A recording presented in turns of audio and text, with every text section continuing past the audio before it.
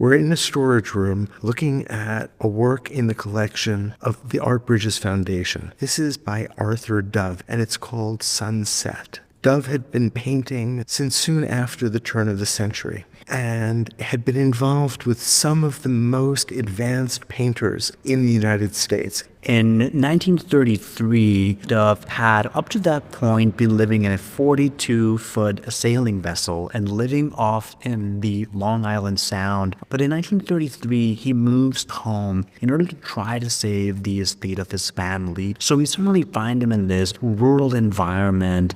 At the core of Dove's work is nature, not nature that is meant to almost photographically represent what he sees. Instead, we see a distillation, a reinterpretation. Abstraction is central to him. In fact, some art historians have claimed that he is the first truly American abstract artist. The painting is titled Sunset, and we are able to identify certain elements, perhaps a tree, a small farmhouse covered in snow, similar to the one that he was inhabiting in his family's property. We see this enormous globe of the sun, radiating circles, which is a common motif in Dove's work and creates a sense of the celestial. It suggests that we're looking at something much more than a picturesque sunset. We're looking at, in a sense, the heavens revealed. Dove's use of brushwork contributes to the overall effect of reverberation and energy. We can see in the sun how the brushwork is pulling outwards, contributing to the sense of an energy being diffused outwards, pushing from the sun towards the edge of the painting. That sense of the light is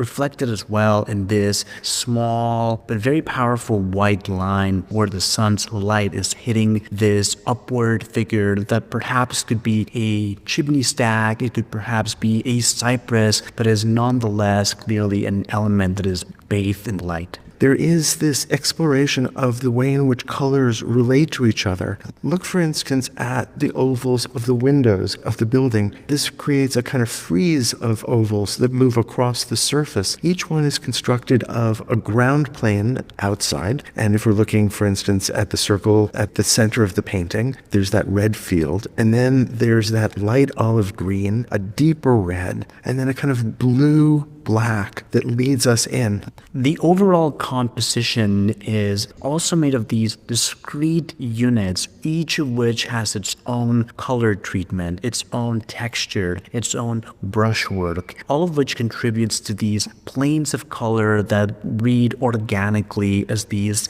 amoebic elements that are bulging out of the canvas, almost as if about to burst through into the space of the viewer. It's very interesting to think of how voracious a reader and an intellectual Arthur Dove was. So at the same time that he is, for instance, thinking about theosophy and its notion that color is a vibratory element in the universe, we also see him reading physics and his understanding of the notion that color was indeed an electromagnetic wave. And so we see him blending these two notions of thinking about the universe in a single artistic vision. 1935 is a year where he began reading Max Stirner's The Materials of the Artist. And so we still find him innovating, in this case, grinding his own pigments, mixing his own oils, experimenting with emulsions and wax and resins. But all of the artist's interest in science, in the technology of painting itself, I think is all subservient to his interest in finding the spiritual in nature and unlocking its secrets.